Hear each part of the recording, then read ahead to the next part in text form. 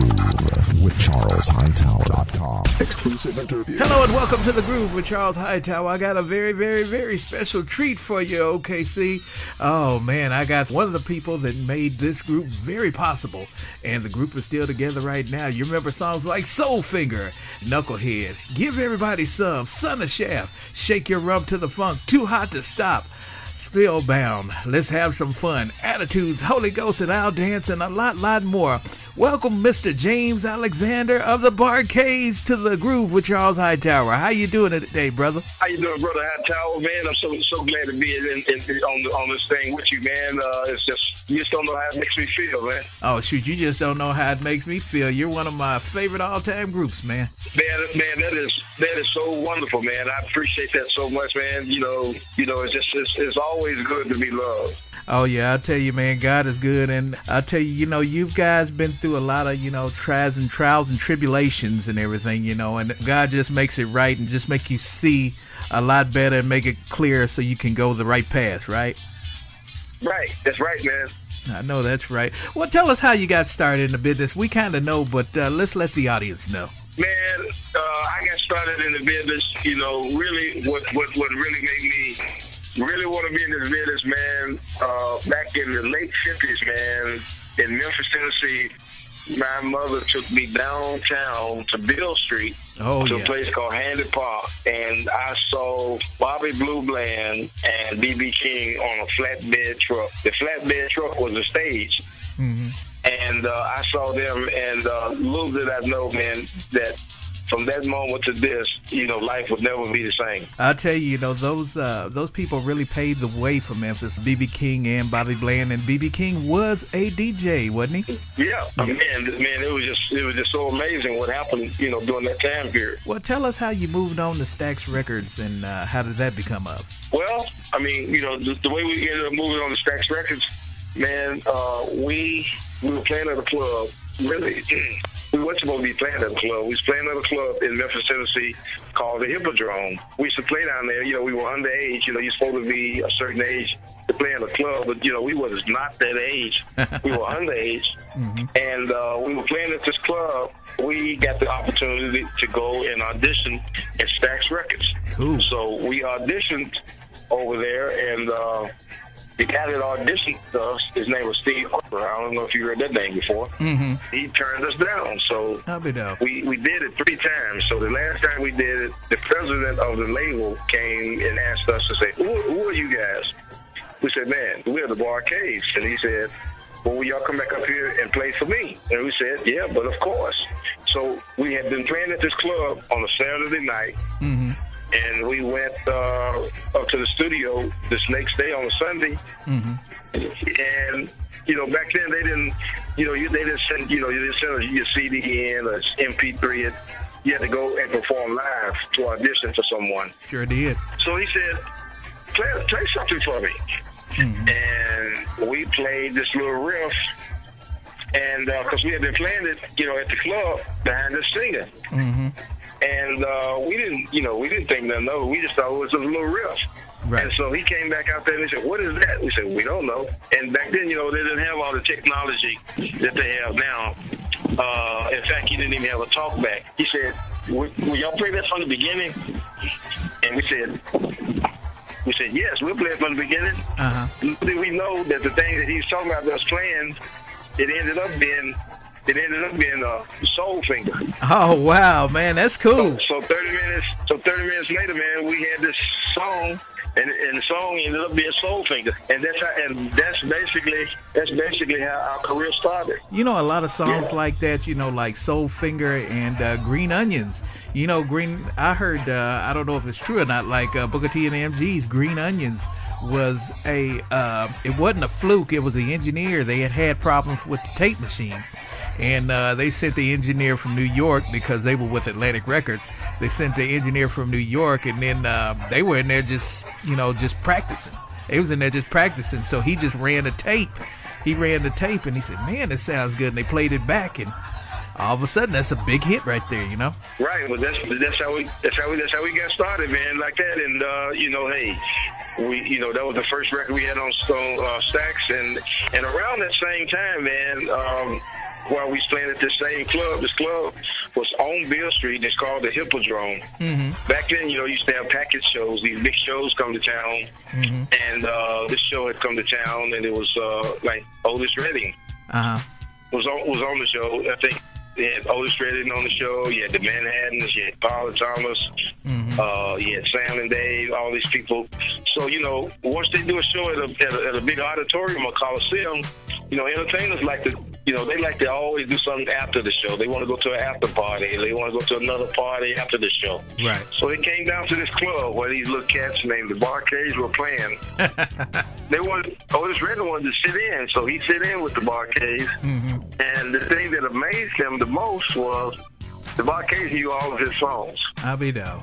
We played all of his songs, and so immediately he wanted us to be his band. And then, of course, we still were in high school. He wanted, he told our parents he would take us and, give us tutors and all this stuff like that. Our parents said, no way.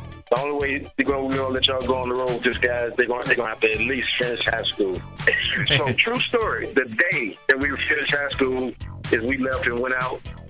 We left and went on the road with Otis Redding. I bet y'all had straight A's, boys, so y'all can finish to go with Otis, didn't you? Oh, yeah. We had it. But, the thing about it that sticks out in our minds is, our parents, encouraged us to finish high school first. Man, I'll tell you, that's real sad that a brother and half of the Bar-Kays, had, lost their lives in that plane crash, man. Man, that was a very touching moment. I remember that just like it was yesterday.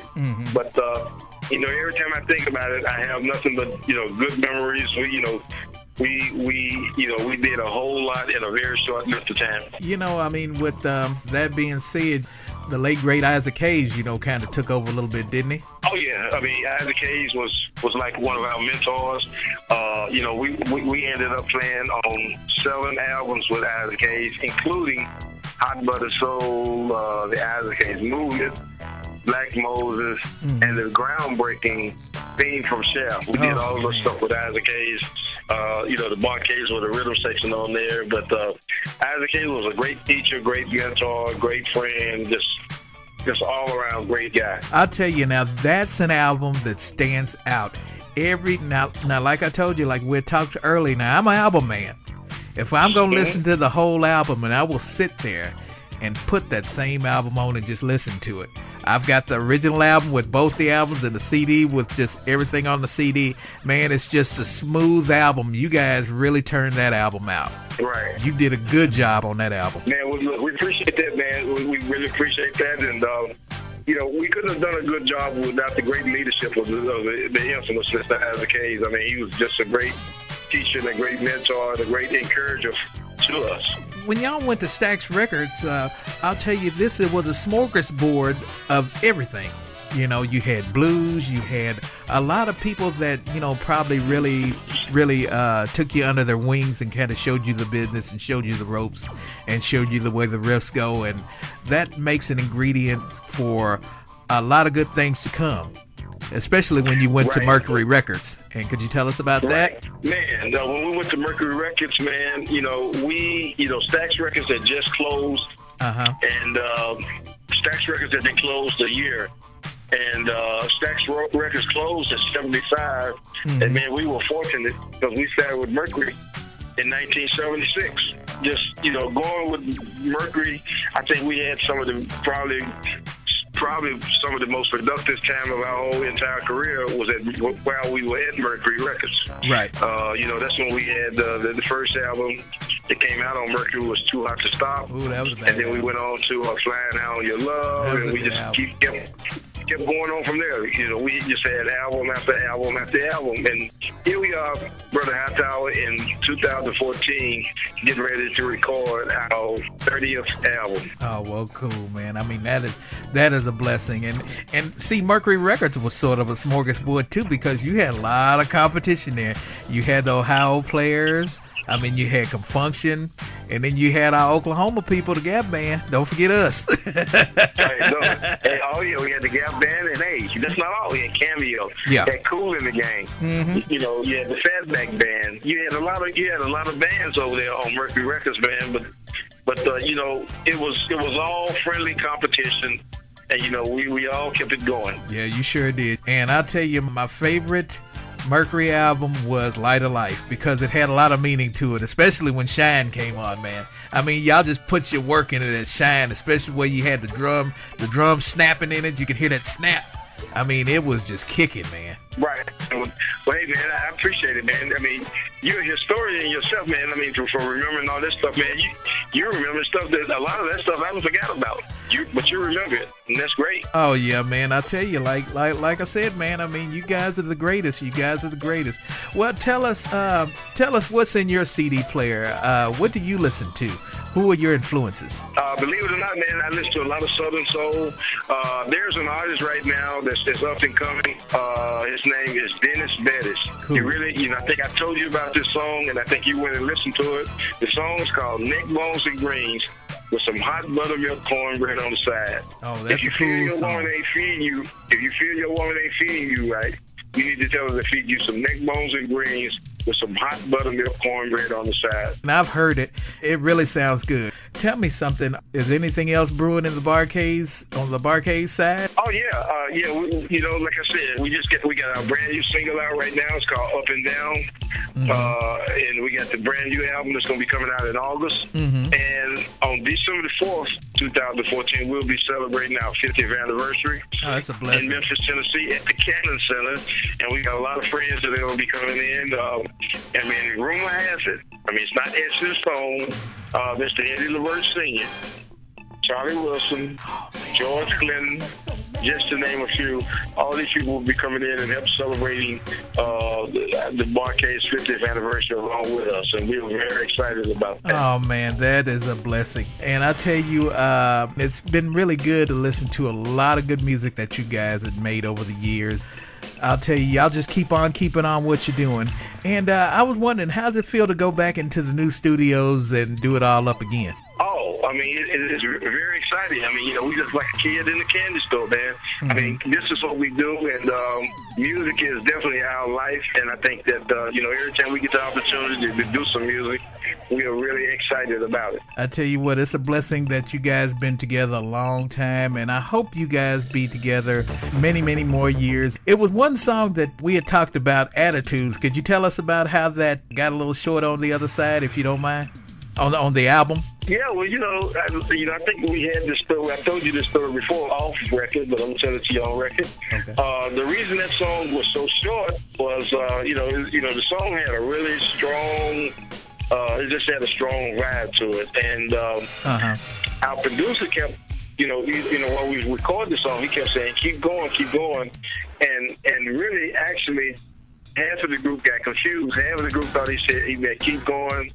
Some of the group wanted to stop, but it ended in a big confrontation, and actually, it ended up in a big fist fight. And what happened is we could not, when we did finally maintain our composure, I mean, we could not capture that vibe anymore, so we just left it short like where it was when we ended it. Back in the day, you can kind of, fight it out like that, but you guys worked it out. We worked it out.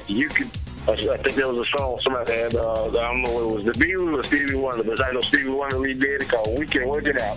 We worked it out. And you guys worked out a lot of good songs over the years. I hope that God just keeps, laying his hands on you, and y'all just keep your heads up. That's all you can do is keep your head up. Brother Hightower, hey, man, we appreciate it. I mean, we appreciate you taking out this time to interview a little old guy like me, man, down from Memphis, Tennessee. Down from the hills of Tennessee. Oh, shoot, man. You ain't no little old guy, man. You are always a star in my show. I appreciate that, man. Well, I think that's going to do it for this interview with The Groove with Charles Hightower with the Bar-Kays, and welcome, Brother Alexander, to The Groove with Charles Hightower. Thank you. All right, then. Well, I think that's going to do it. You think you got what you need? I got it, man. I got it.